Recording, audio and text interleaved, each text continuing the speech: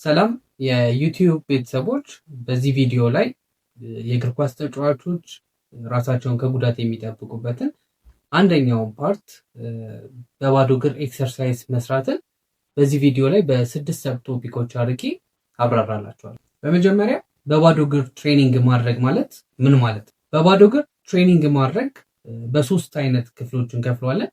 አንደኛው በባዶ እግር ሆናችሁ ወክ ማድረግ ሲሆን፣ ሁለተኛው ደግሞ በባዶ እግር ሆናችሁ ጂም ኤክሰርሳይሶችን ወይም ደግሞ ሪሃብ ኤክሰርሳይሶችን መስራት ሲሆን፣ ሶስተኛው ደግሞ በጣም አነስተኛ የሆኑ ሶሎች ባላቸው ጫማዎች ወይም ደግሞ ሚኒማሊስት በሚባሉ ጫማዎች ላይ ሆናችሁ ትንሽ ጠጠር ያሉ ኤክሰርሳይሶችን መስራት ማለት ነው።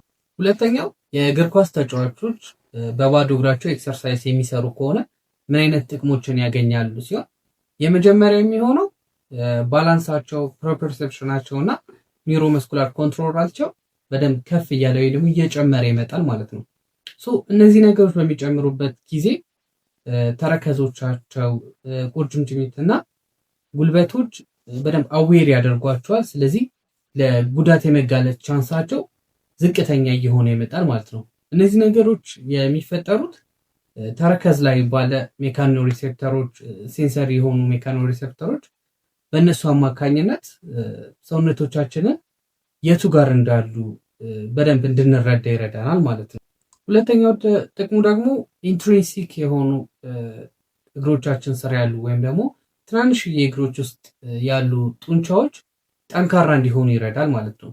የእነዚህ ጥቅሞች ምንድን ነው? ፉት አርች ወይም ደግሞ ተረከዝ ላይ ያለውን አርች እንዲጨምር ያደርገዋል ማለት ነው።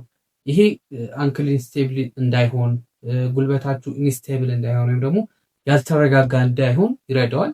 ከዛ በተጨማሪ ደግሞ ፑሽ ኦፍ አድርጋችሁ ስትነሱ ፈጣን እንዲሆንና ጠንካራ እንዲሆን ይረዳችኋል ማለት ነው። ሶስተኛው አንክል ስቲፍነሳችሁ እንዲጨምር ያደርጋል። ጤነኛ በሆነ ወይ ደግሞ ኖርማል በሆነ ወይ የሚጨምር ከሆነ አክስለሬት እና ዲሰለሬት ስታደርጉ በደንብ ይጠቅማችኋል ማለት ነው። አራተኛ ጥቅሙ ደግሞ ሪከቨሪ ላይ እና ሪሃብ ላይ እያላችሁ ደግሞ የመጀመሪያዎቹ ጊዜያቶች ላይ በባዶ እግራችሁ የሚሰሩ ከሆነ በጣም ብዙ ጥቅሞች ይኖሩታል ማለት ነው።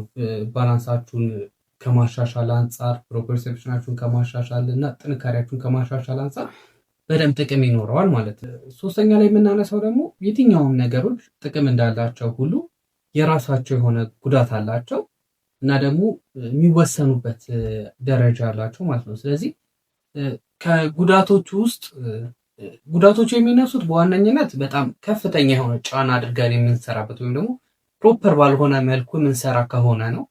ከነዚህም ውስጥ የተረከዝ ላይ ህመሞች እንደ ፕላንታር ፋሲያተስ፣ ሜታታርዛልጂያ የሚባሉት ነገሮች እንዲከሰቱ ያደርጋል። እነዚህ ግን የሚከሰቱት ቅድም እንዳልኳችሁ በጣም ከፍተኛ የሆነ ጫና አድርጋችሁ የሚሰሩ ከሆነ።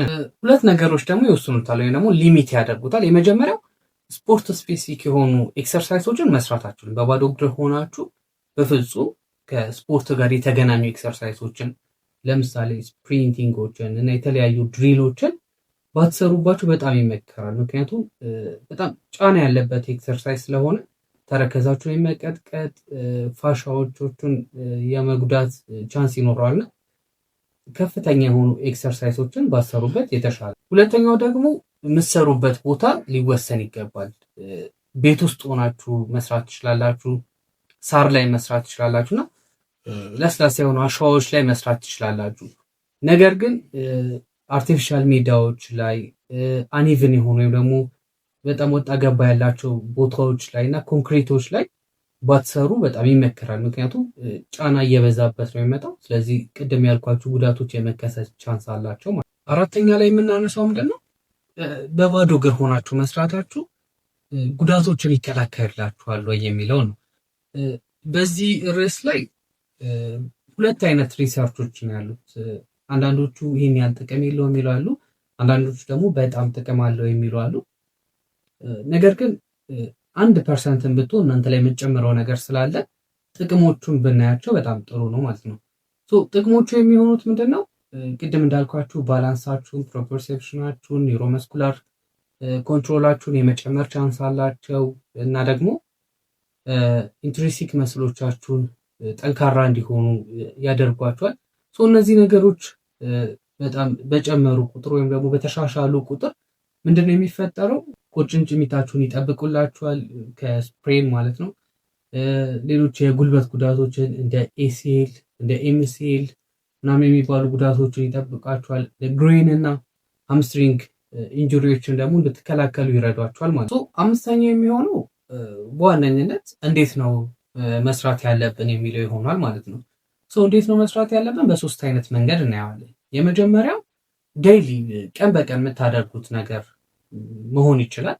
ከ10 እስከ 30 ደቂቃ ጀስት በሚመቻችሁ ቦታ ላይ ቅድም ባልናቸው ቦታዎች ላይ ወክ ማድረግ ትችላላችሁ። ሁለተኛ ላይ ደግሞ ዋርም አፕ ስታደርጉ ማስገባት ትችላላችሁ። ነገር ግን በጣም ዝቅተኛ በሆነ ጫና ነው እነዚህ አይነት ነገሮች ማድረግ ያለባችሁ። ሶስተኛ ላይ ደግሞ ሪሃብ ላይ ወይም ደግሞ ጂም ላይ ሆናችሁ መስራት ትችላላችሁ ማለት ነው።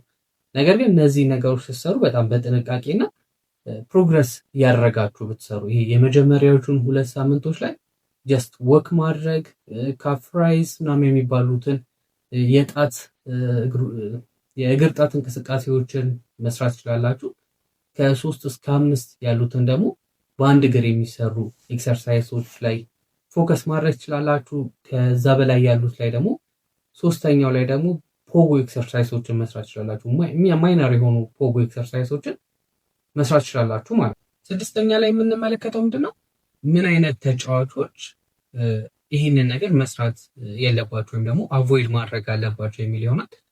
የመጀመሪያው ፕላንታር ፋርሳይተስ የሚባለው ህመም ካለባችሁ ሲሆን፣ ሁለተኛው ደግሞ ከዚህ በፊት የተረከዝ ላይ ህመም አለባችሁ ተብሎ በዶክተሮቻችሁ የተነገራችሁ ከሆነ ባትሰሩት ወይም ደግሞ ከፊዚዮች ጋር አብራችሁ ብትሰሩት ይመከራል። በሶስተኛነት ደረጃ ደግሞ ፍላት ፊት የሆኑ ሰዎች ባይሰሩት ይመከራል። ቅድሚያ ፍላት ፊታችሁ ላይ ስሩና ከዛ በኋላ ወደ በባዶ እግር የሚሰሩ ኤክሰርሳይሶች ላይ መስራት ትችላላችሁ ማለት ነው። ስለዚህ የዛሬ ቪዲዮ ይሄን ይመስላል። ያላችሁን አስተያየት ኮመንት ላይ ማስቀመጥ ትችላላችሁ። ላይክ ማድረግ፣ ሰብስክራይብ ማድረግ እንዳይረሳ።